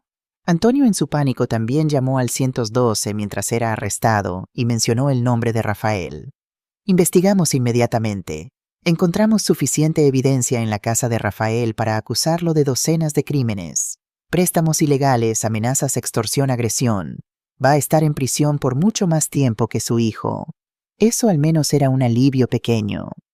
¿Quiere presentar cargos contra su hijo?, preguntó el inspector gentilmente. Legalmente usted es la víctima. Tiene el derecho de retirar los cargos si lo desea. Elena me miraba intensamente. Diego también. Todos esperando mi respuesta. ¿Qué respondería? ¿Perdonaría al hijo que me rompió la mandíbula y me arrancó 5 dientes? ¿O dejaría que enfrentara la justicia? El inspector García esperaba mi respuesta con su libreta abierta y su bolígrafo listo. Señora Romero, ¿desea presentar cargos completos contra su hijo, Antonio Romero García, o desea retirarlos? La habitación del hospital estaba en silencio. Solo el pitido constante de las máquinas que monitoreaban mi corazón. Un corazón que había sido roto de formas que ninguna máquina podía medir. Miré a Elena. Ella tenía los labios apretados, claramente conteniendo su opinión, pero sus ojos decían todo: hazlo pagar. Merece cada segundo en prisión. Miré a Diego. Su expresión era más suave, más compasiva, pero también había algo firme allí. Protégete a ti misma. Por una vez pon tu propia seguridad primero. Puedo. Mi voz salió como un susurro ronco a través de mis labios hinchados y mi mandíbula vendada. Puedo pensar en ello. El inspector asintió. Por supuesto, tiene hasta el viernes 5 días para tomar una decisión final. Pero señora, necesito que entienda, con o sin su cooperación el Estado va a procesar a Antonio. La evidencia es abrumadora. Su testimonio solo haría el caso más fuerte. ¿Qué diferencia haría?, pregunté. Con su testimonio como víctima estamos hablando de 12-15 años. Sin él probablemente 8-10 años. Y hizo una pausa. Si usted testifica a su favor en la corte pidiendo clemencia, posiblemente 5-7 años con programas de rehabilitación. 5 años, o 15 años, la vida de mi hijo en mi boca. Puedo verlo. Las palabras salieron antes de que pudiera detenerlas. Elena se paró de golpe. Claudia, no puedes estar hablando en serio. Es mi hijo. Es el monstruo que casi te mata. Elena. Diego puso una mano en su hombro. Es su decisión. El inspector cerró su libreta. Si desea verlo, puedo arreglarlo. Pero será en la prisión con vidrio de separación, vigilancia completa, y necesitará esperar hasta que esté físicamente capaz de hacer el viaje. ¿Cuánto tiempo? Los doctores dicen que puede ser dada de alta en 1 semana. 2 semanas después de eso, cuando los puntos de su cara estén curados, podría visitarlo. 3 semanas, 21 días para decidir si mi hijo merecía mi perdón o mi condena. Los siguientes días en el hospital fueron una mezcla de dolor físico y tortura emocional. Físicamente mi cuerpo estaba destruido. Cada respiración dolía por las costillas rotas. No podía comer sólidos. Todo tenía que ser licuado y tomado con una pajita porque mi mandíbula estaba alambrada. El espejo me mostraba un rostro que apenas reconocía, hinchado, morado, cubierto de vendajes. Pero el dolor físico era nada comparado con el dolor del alma. Por las noches, cuando Elena y Diego se iban y me quedaba sola con el pitido de las máquinas, veía la escena una y otra vez en mi mente. El puño de Antonio estrellándose contra mi cara, mis dientes cayendo al suelo como piedras, el cuchillo en mi garganta, sus ojos, esos ojos marrones hermosos de Miguel, llenos de locura. ¿Cómo llegamos aquí? ¿En qué momento el bebé que amamanté se convirtió en el hombre que quiso matarme? La doctora Isabel Torres, la psicóloga del hospital, venía a verme cada tarde. Claudia me dijo en su tercera visita sentándose en la silla junto a mi cama: necesitamos hablar sobre el síndrome de la víctima de abuso familiar.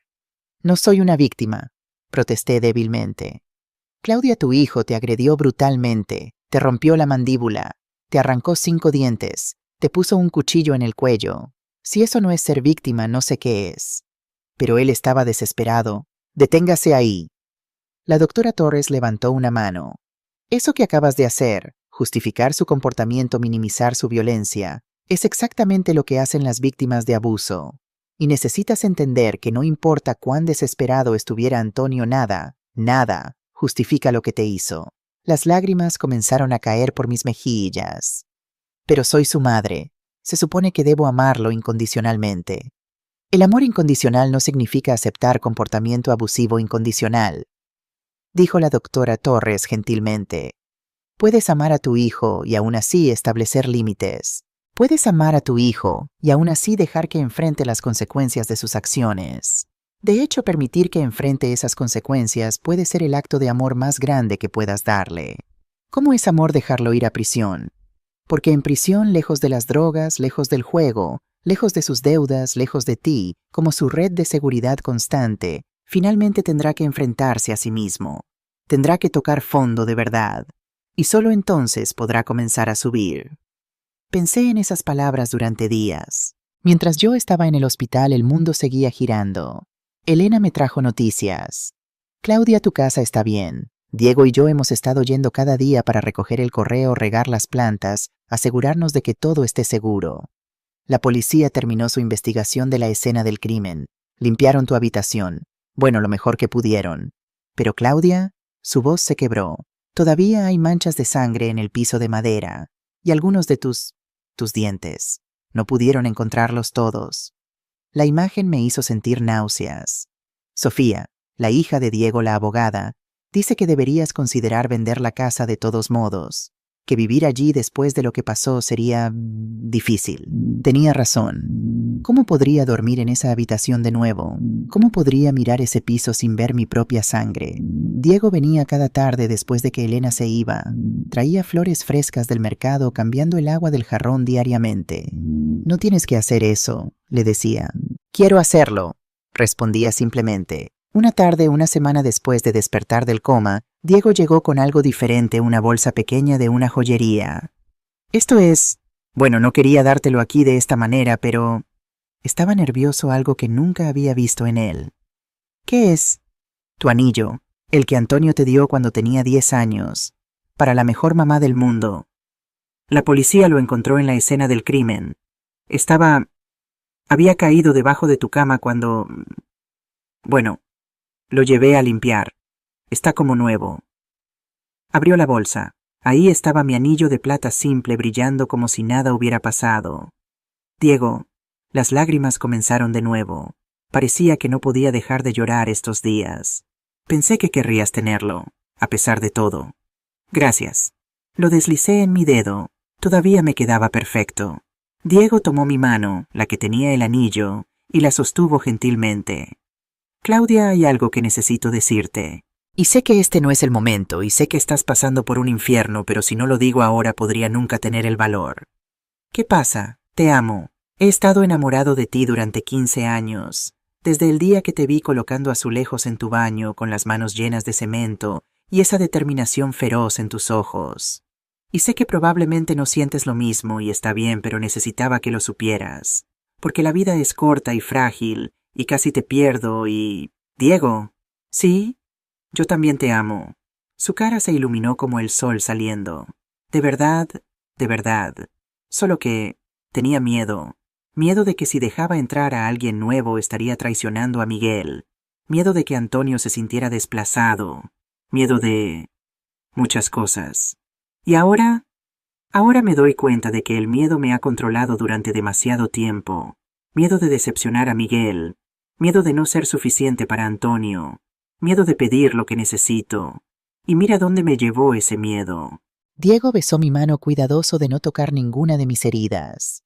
Cuando salgas de aquí, si quieres, mi casa es tu casa, para siempre si me lo permites. Era la propuesta más hermosa que había escuchado, y por primera vez en semanas sentí algo parecido a la esperanza. 2 semanas después de despertar, la enfermera me trajo una carta. Llegó esto para usted, señora Romero, del centro penitenciario de Picassent. Mi corazón dejó de latir. Antonio, la carta estaba escrita en papel barato de prisión con la escritura desordenada de mi hijo. Esa escritura que había visto en miles de tarjetas de cumpleaños, reportes escolares, listas de compras. Querida mamá, no sé si leerás esto. No sé si me odias. No sabría culparte si lo haces. He estado en esta celda durante 2 semanas y es la primera vez en años que estoy completamente sobrio. Sin alcohol, sin apuestas, sin nada que me distraiga de lo que soy, un monstruo. Cada noche veo tu cara. Veo el momento en que mi puño tocó tu mejilla. Veo tus dientes cayendo al suelo. Veo la sangre. Y quiero gritar, pero estoy en una celda con otros 2 hombres, así que solo puedo llorar en silencio en mi litera. Mamá, no estoy escribiendo esta carta para pedirte perdón. No merezco tu perdón. Estoy escribiendo porque necesitas saber algunas cosas. La doctora Ramírez, la psicóloga de la prisión, me diagnosticó con trastorno de juego patológico severo, depresión mayor y trastorno de personalidad antisocial en desarrollo. Básicamente soy un adicto con problemas mentales serios. Dice que probablemente desarrollé estos problemas después del divorcio con Laura, pero que las semillas estaban ahí desde antes. Dice que la pandemia, la pérdida de trabajo, el aislamiento, todo eso fue el combustible perfecto para la enfermedad. Pero mamá, tener una enfermedad no excusa lo que te hice. Mucha gente tiene adicciones y enfermedades mentales y no intentan asesinar a sus madres. Hice eso porque soy débil, porque soy egoísta, porque toda mi vida tú me rescataste de cada problema y pensé que eso era amor. Pero no era amor, era dependencia tóxica. Te convertí en mi salvadora y cuando te negaste a salvarme una vez más, te convertí en mi enemiga. Y eso es imperdonable. El abogado de oficio que me asignaron dice que probablemente recibiré 10-12 años. Dice que si tú testificas en mi contra podrían ser más. Si testificas a mi favor podrían ser menos. Mamá, te estoy pidiendo, rogando, que no testifiques a mi favor. Necesito pagar por lo que hice. Necesito enfrentar las consecuencias completas de mis acciones. Por primera vez en mi vida necesito que no me salves. Si testificas pidiendo clemencia, voy a salir en 5 o 7 años y volveré a ser la misma persona. Débil, adicto, peligroso. Pero si me dejas aquí el tiempo completo, si me obligas a sentarme con mi culpa durante 1 década, tal vez, solo tal vez, pueda convertirme en alguien diferente. Alguien que no reconocerías ahora, pero que papá reconocería. Porque mamá, he estado pensando mucho en papá, en cómo trabajaba 12 horas bajo el sol sin quejarse, en cómo te amaba con todo su ser, en cómo me cargaba en sus hombros y me hacía sentir que podía tocar las estrellas. ¿Qué pensaría de mí ahora, del hombre en que me convertí? Estaría avergonzado, disgustado, destrozado, y mamá, no puedo traer a papá de vuelta, no puedo hacer que esté orgulloso de mí, pero puedo intentar, durante los próximos 10 años en esta celda, convertirme en alguien de quien no tendría que avergonzarse. Hay programas aquí, grupos de adictos, talleres de carpintería. Puedo aprender un oficio, puedo ir a terapia real, puedo por primera vez en mi vida adulta crecer, pero solo si tú me dejas. Así que mamá, te estoy pidiendo un regalo, el regalo final. Déjame ir, no vengas a visitarme, no testifiques a mi favor, no escribas cartas pidiendo clemencia. Déjame sentarme en esta oscuridad que yo mismo creé y déjame encontrar mi propia luz. Te amo. Siempre te he amado, siempre te amaré, pero ese amor estaba podrido en su raíz, y necesito arrancarlo completamente para que algo nuevo, algo sano, pueda crecer en su lugar. Si en 10 años salgo de aquí y soy un hombre diferente, tal vez, solo tal vez, puedas considerar conocerme de nuevo, pero eso depende de ti. Y mamá, una última cosa, vende la casa, vive tu vida, enamórate de nuevo, viaja. Haz todas las cosas que nunca hiciste porque estabas ocupada cuidándome. Deja de vivir para mí. Vive para ti. Con todo el amor roto que tengo, Antonio. Leí la carta 5 veces. Lloré durante 2 horas. Me dieron de alta del hospital el 15 de marzo de 2024, exactamente 3 semanas después de la noche que casi me mató. Diego y Elena vinieron a recogerme. Elena empacó mis pocas pertenencias mientras Diego hablaba con los doctores sobre mis medicamentos y cuidados posteriores. ¿A dónde vamos?, pregunté cuando salimos del hospital. A mi casa, dijo Diego firmemente. Tu habitación ya está lista. Elena y yo la preparamos. Diego, no puedo imponerte.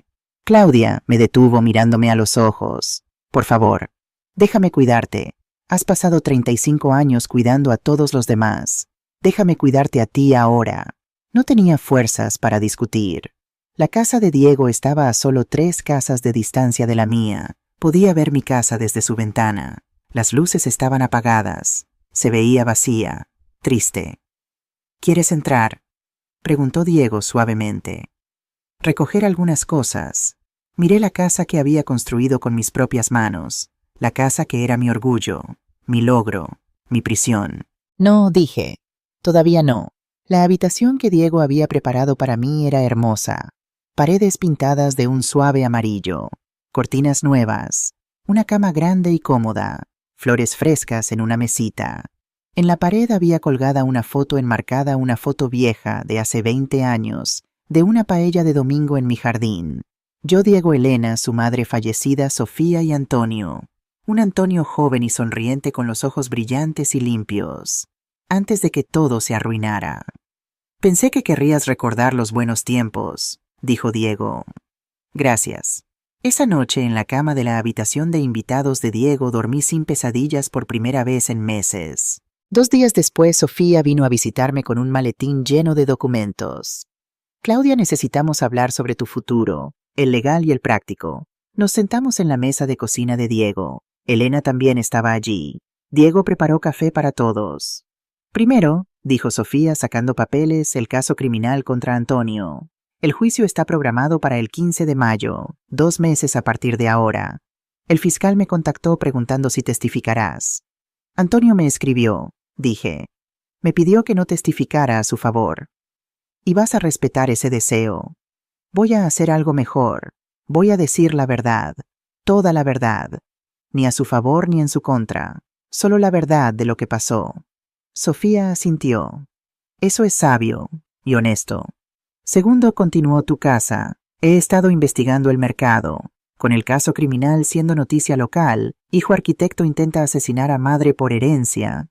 Tu propiedad está siendo vista como, como una casa embrujada, básicamente. Genial, murmuré. Pero ¿y? Sofía levantó un dedo. Hay compradores especializados. Compradores de efectivo que remodelan propiedades con historias difíciles y las revenden. He contactado a 3. Sacó 3 ofertas. Oferta 1, 380.000 euros, cierre en 2 semanas. Oferta 2, 395.000 euros, cierre en 1 mes. Oferta 3, 410.000 euros, cierre en 6 semanas. Son todas menos de los 450.000 euros de valor de mercado, explicó Sofía. Pero son en efectivo sin préstamos bancarios, sin complicaciones. Miré los números. 30 años de mi vida reducidos a cifras en papel. La oferta 3, dije. 410.000 euros en 6 semanas. ¿Estás segura podrías esperar más tiempo encontrar un comprador tradicional que pague el valor completo? No, quiero cerrar este capítulo. 6 semanas es perfecto. Será justo después del juicio. Bien, te prepararé los documentos. Tercero. Sofía sonrió. Tu futuro. Con 410.000 euros puedes comprar un apartamento pequeño y bonito. Digamos 150.000 euros. Y te quedarían 260.000 euros. Invertidos conservadoramente, eso te daría aproximadamente 10.000 euros al año en ingresos pasivos más tu pensión de la fábrica. Podrías retirarte, Claudia. Realmente retirarte. Viajar. Tomar clases de pintura. Lo que quieras. Era tentador. Tan tentador. Pero había una última deuda que pagar. Los 3 me miraron. Cuando Antonio necesitaba dinero los últimos 2 años yo, no solo le di mis ahorros, pedí préstamos, muchos préstamos. ¿Cuántos?, preguntó Sofía con voz profesional. Del Banco de Valencia 25.000 euros, préstamo personal al 8% de interés. De una cooperativa de crédito 15.000 euros al 12%. De mi prima en Madrid 10.000 euros sin interés pero esperando que los devuelva. Y de... Mi voz se quebró. Empeñé el anillo de bodas de Miguel. El original, el que Miguel me dio cuando nos casamos, por 8.000 euros. Elena ahogó un grito. Total 58.000 euros en deudas, dije. Más los intereses acumulados, probablemente cerca de 65.000 euros ahora. Sofía estaba haciendo números en su calculadora. Ok, entonces 410.000 de la venta menos 65.000 en deudas te deja 335.000. Menos 150.000 para un nuevo apartamento te quedan 125.000. Todavía es una cantidad sólida. Y, agregué, quiero recuperar el anillo de bodas de Miguel. No importa cuánto cueste. Entendido. Diego tomó mi mano. Claudia, ¿por qué no nos dijiste sobre las deudas? Vergüenza. Pura vergüenza. Me sentía tan estúpida, tan débil. No eres débil, dijo Elena ferozmente. Eres humana y fuiste manipulada por tu propio hijo. Eso no te hace débil, te hace una madre que amaba demasiado. Las siguientes 8 semanas pasaron en una neblina de preparación legal y sanación emocional. Físicamente estaba mejorando. La mandíbula sanó, las costillas también. Comencé fisioterapia para el dolor de espalda que me quedó. Y fui a un dentista reconstructivo que instaló 5 implantes dentales donde mis dientes habían estado. Vas a quedar como nueva, prometió el dentista. Nadie podrá decir que esto pasó. Pero las cicatrices invisibles, esas no sanarían tan fácilmente. Veía a la doctora Isabel Torres 2 veces por semana en su consultorio privado. Hablábamos sobre traumas, sobre culpas, sobre el síndrome de la madre sacrificada, sobre cómo establecer límites, sobre cómo amarme a mí misma. Claudia, me dijo en una sesión particularmente difícil, necesitas entender que llorar la pérdida de tu hijo no significa que esté muerto. Significa que estás llorando la pérdida de quien pensabas que era, la pérdida de la relación que pensabas que tenían. Y eso es válido. Pero todavía lo amo, sollozaba. Por supuesto que sí. Eres su madre, pero amor y límites no son mutuamente excluyentes. Puedes amarlo desde lejos. Puedes amarlo y aún así dejarlo enfrentar las consecuencias. Puedes amarlo y aún así poner tu propia seguridad primero. También me reuní 3 veces con el fiscal, el señor Navarro, preparándome para mi testimonio. Señora Romeros, me dijo en nuestra última reunión, el abogado defensor va a intentar pintarla como una madre controladora que empujó a su hijo a la desesperación. Va a sugerir que usted provocó el ataque al negarse a ayudar. ¿Y qué digo? La verdad.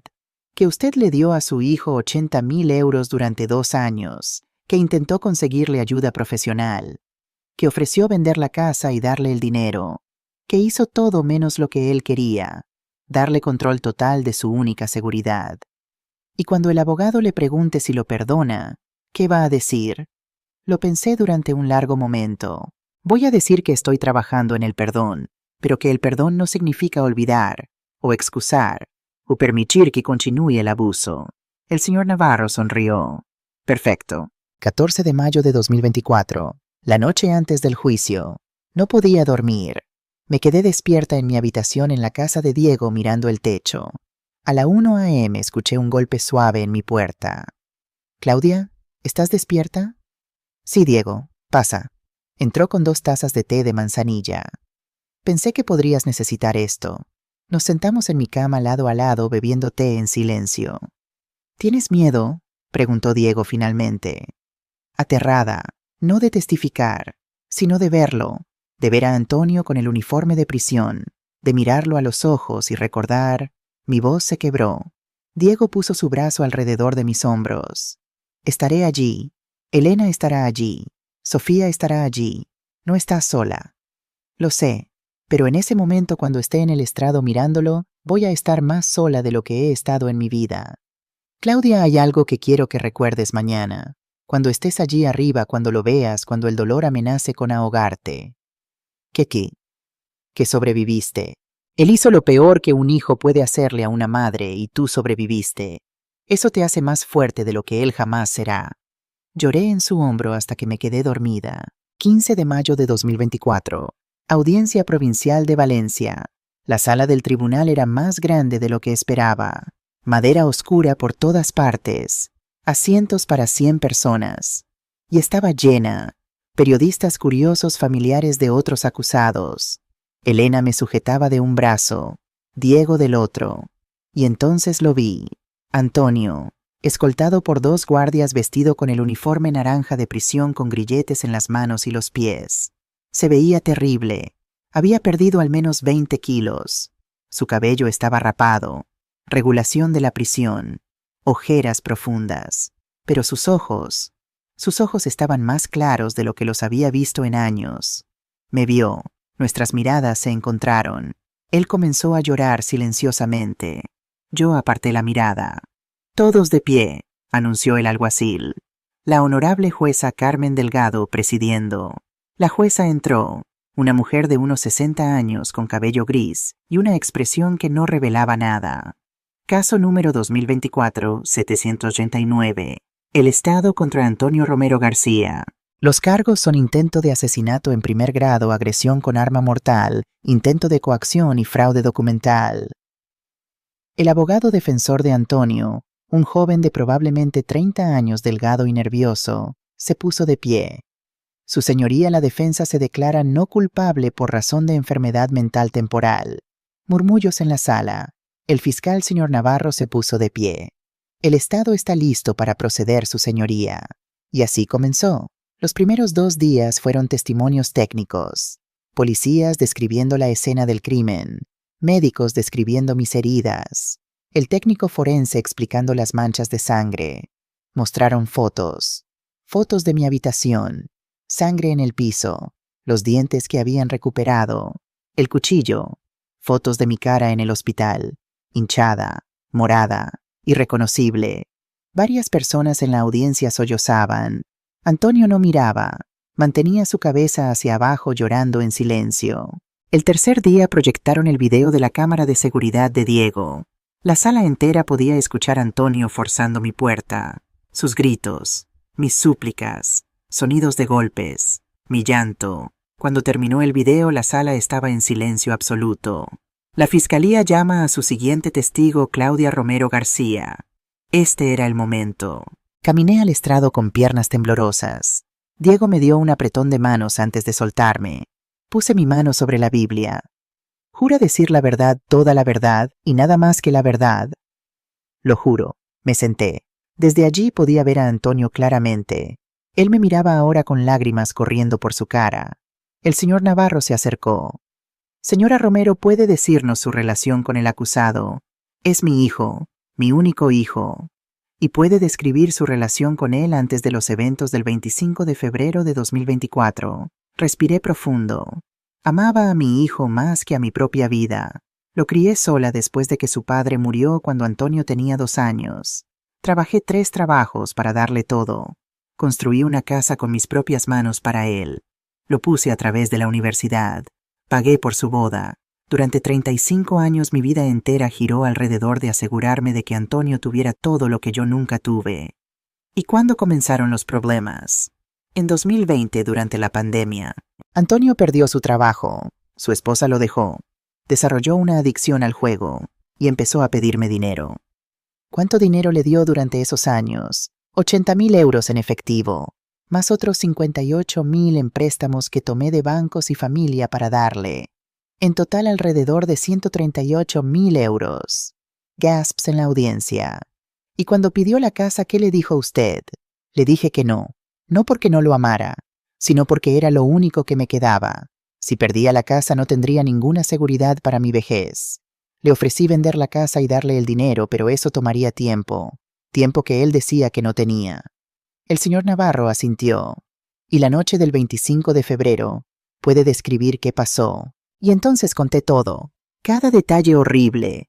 El puño, los dientes, el cuchillo, la escritura, la policía llegando justo a tiempo. Cuando terminé, no había un ojo seco en la sala.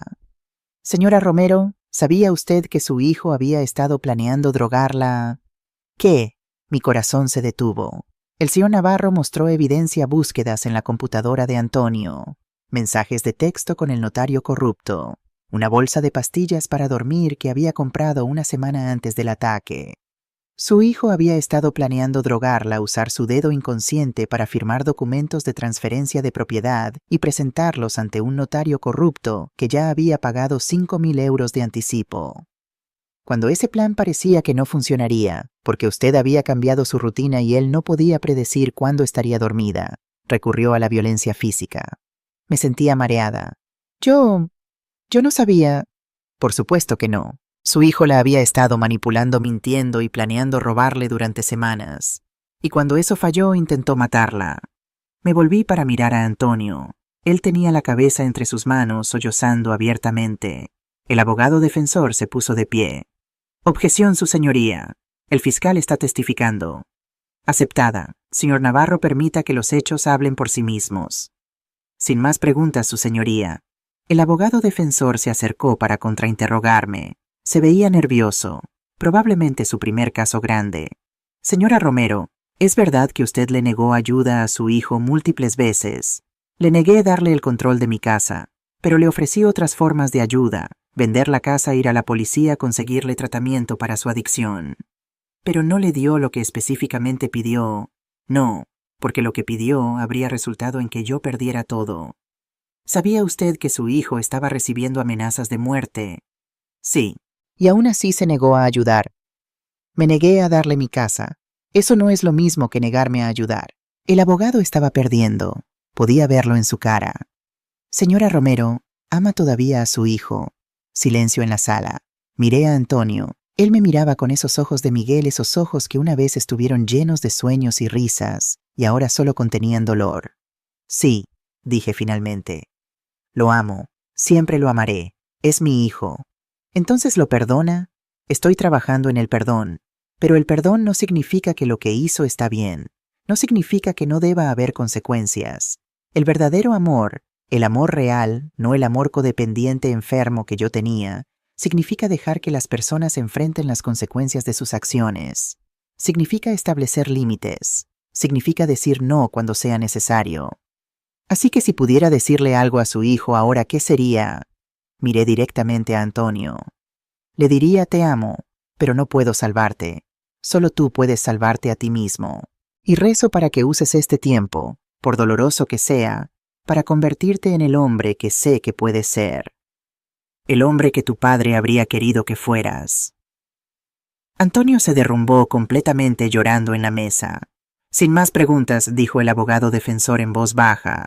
Después de 3 días más de testimonios, incluyendo el testimonio de Antonio mismo donde confesó todo, el jurado se retiró a deliberar. Tomaron solo 4 horas. ¿Ha llegado el jurado a un veredicto?, preguntó la jueza Delgado. Sí, su señoría. ¿Cómo encuentran al acusado? En el cargo de intento de asesinato en primer grado encontramos al acusado culpable. Antonio no se movió. En el cargo de agresión con arma mortal culpable. En el cargo de intento de coacción culpable. En el cargo de fraude documental culpable. La jueza Delgado golpeó su mazo. Antonio Romero García, este tribunal lo encuentra culpable de todos los cargos. La sentencia se llevará a cabo en 2 semanas. 29 de mayo de 2024. Día de la sentencia. La jueza Delgado habló durante 20 minutos sobre la gravedad de los crímenes, el abuso de confianza, la premeditación. Señor Romero, su madre le dio todo, y usted la recompensó intentando asesinarla. No hay palabras para describir cuán atroz es eso. Sin embargo, continuó, he revisado los informes psicológicos. Es claro que usted sufre de enfermedad mental seria y adicción. Eso no excusa sus acciones, pero proporciona contexto. También he leído la carta que usted escribió a su madre pidiéndole que no testificara a su favor. Esa carta muestra por primera vez algo de conciencia genuina. Por lo tanto, este tribunal lo sentencia a 10 años en prisión estatal. Durante ese tiempo será requerido a completar tratamiento para adicción al juego, terapia psicológica intensiva y participar en programas de rehabilitación. Después de su liberación, tendrá una orden de alejamiento de 200 metros de su madre por 5 años adicionales, a menos que ella voluntariamente levante esa orden. Además, está prohibido tener cualquier reclamación sobre la propiedad de su madre o cualquier herencia futura. 10 años. Antonio asintió aceptándolo. ¿Tiene algo que decir antes de ser remitido a custodia?, preguntó la jueza. Antonio se puso de pie lentamente. Se volvió para mirarme. Mamá, su voz se quebró. Lo siento por todo, por traicionar tu confianza, por lastimarte, por desperdiciar todo lo que me diste. No merezco tu perdón, pero espero que algún día, cuando salga de aquí, puedas mirarme y ver a alguien diferente, alguien mejor. Te amo, mamá. Siempre te amaré. Y entonces se fue escoltado por guardias. Esa fue la última vez que vi a mi hijo durante 5 años. Estoy sentada en el balcón de mi apartamento nuevo, uno pequeño pero hermoso en Malvarrosa frente a la playa, viendo el amanecer sobre el Mediterráneo. Han pasado 5 años desde el juicio. 5 años que transformaron mi vida de maneras que nunca imaginé. Vendí la casa por 410.000 euros. Pagué todas mis deudas. Recuperé el anillo de bodas de Miguel de la casa de empeño. Compré este apartamento por 145.000 euros. Con el dinero restante hice algo que nunca había hecho. Viajé. Fui a París, a Roma, a Lisboa. Tomé un crucero por el Mediterráneo. Vi el Taj Mahal en India. Me enamoré completamente de Diego y él de mí. Nos casamos hace 2 años en una ceremonia pequeña en la playa, solo con Elena Sofía y algunos amigos cercanos. No volvimos a casarnos legalmente. Ambos quisimos mantener nuestras finanzas separadas, pero en nuestros corazones somos marido y mujer. Tomé clases de pintura. Resulta que soy bastante buena. Mis acuarelas de paisajes valencianos se venden en una pequeña galería en el barrio del Carmen. Continué terapia con la doctora Torres. Aprendí sobre límites saludables, amor propio, cómo dejarlo ir. Y Antonio ha estado en prisión durante 5 años. En ese tiempo ha completado 3 programas de adicción. Tiene 2 años sobrio. Aprendió carpintería y está enseñando a otros prisioneros. Ha estado en terapia individual cada semana. Me escribe cartas. 1 vez al mes durante los primeros 3 años. Ahora 2 veces al mes. No las respondí durante los primeros 2 años. Necesitaba ese espacio, ese silencio. Pero hace 3 años empecé a escribir de vuelta. Cartas cortas al principio. Recibí tu carta. Me alegra saber que estás bien. Luego más largas. Estoy orgullosa de que estés sobrio. Sigue así. Y ahora escribimos sobre cosas reales. Sobre su terapia. Sobre mis viajes. Sobre lo que está aprendiendo en sus clases de carpintería. Sobre los libros que lee. Es diferente. Esta relación entre nosotros es fundamentalmente diferente. No soy su salvadora. No soy su red de seguridad. Soy su madre. Pero una madre con límites. Una madre que se ama a sí misma tanto como lo ama a él. La semana pasada recibí una carta diferente. Antonio sale en libertad condicional en 6 meses. Pregunta si podríamos reunirnos. En un lugar público. Con su terapeuta presente si yo quiero. No espero que me perdones completamente, escribió. No espero volver a ser tu hijo como antes. Pero me gustaría si estás dispuesta a comenzar a conocernos de nuevo. Como 2 personas nuevas. Porque ambos somos diferentes ahora. Yo soy diferente. Miré esa carta durante días. Hablé con la doctora Torres, con Diego, con Elena. Y esta mañana tomé mi decisión. Escribo mi respuesta ahora mientras el sol sube sobre el mar. Querido Antonio, he pensado mucho sobre tu pregunta, sobre si estoy lista para verte de nuevo. La verdad es que no estoy segura de estar lista. No creo que alguna vez haya un momento donde esté completamente lista, pero creo que estoy dispuesta. Dispuesta a darte la oportunidad de mostrarme quién eres ahora. Dispuesta a ver si el hombre que salga de esa prisión es diferente del hombre que entró. Pero necesitas entender algunas cosas. No voy a rescatarte nunca más. No voy a ser tu red de seguridad financiera. No voy a dejar que mi vida gire alrededor de tus necesidades. Tengo límites ahora, y esos límites no son negociables. Si los respetas, si demuestras con acciones, no solo palabras, que eres un hombre diferente, entonces sí podemos reconstruir algo, no lo que teníamos. Eso está muerto, pero tal vez algo nuevo, algo más saludable. Nos reuniremos en un café público, con tu terapeuta y la mía presentes, por 1 hora, y veremos cómo va. No espero milagros, pero estoy abierta a posibilidades. Esa es la mejor versión del perdón que puedo ofrecer ahora mismo. Con amor cauteloso pero real, mamá selló la carta. Diego sale al balcón con 2 tazas de café. ¿Ya decidiste?, pregunta sentándose junto a mí. Sí, voy a verlo. Con precaución, con límites, pero voy a verlo. ¿Estás segura? No, pero creo que es lo correcto. Diego besa mi frente. Eres la mujer más fuerte que conozco. No soy fuerte, digo apoyándome en él. Solo soy una madre que está aprendiendo finalmente que amar a mi hijo no significa sacrificarme a mí misma. Miramos el amanecer juntos, y por primera vez en 5 años, en 35 años si soy honesta, siento algo parecido a la paz. No es una paz perfecta. Todavía tengo pesadillas a veces. Todavía lloro cuando pienso en lo que perdí. No solo los dientes y la casa, sino la inocencia de creer que el amor incondicional es siempre suficiente. Pero es paz de todos modos, porque aprendí la lección más difícil de todas, que a veces la forma más grande de amor no es dar todo, es saber cuándo guardar algo para ti misma. Es saber que tu vida, tu seguridad, tu felicidad, tu futuro, importa tanto como la vida de tu hijo. Es saber que puedes amar a alguien y aún así dejar que caiga, porque solo en la caída puede aprender a levantarse por sí mismo. Y tal vez, solo tal vez, en 6 meses cuando vea a mi hijo, de nuevo veré a un hombre que finalmente aprendió esa lección también. O tal vez no. De cualquier manera estaré bien, porque por primera vez en mi vida sé quién soy sin ser la madre de Antonio. Soy Claudia, y eso es suficiente.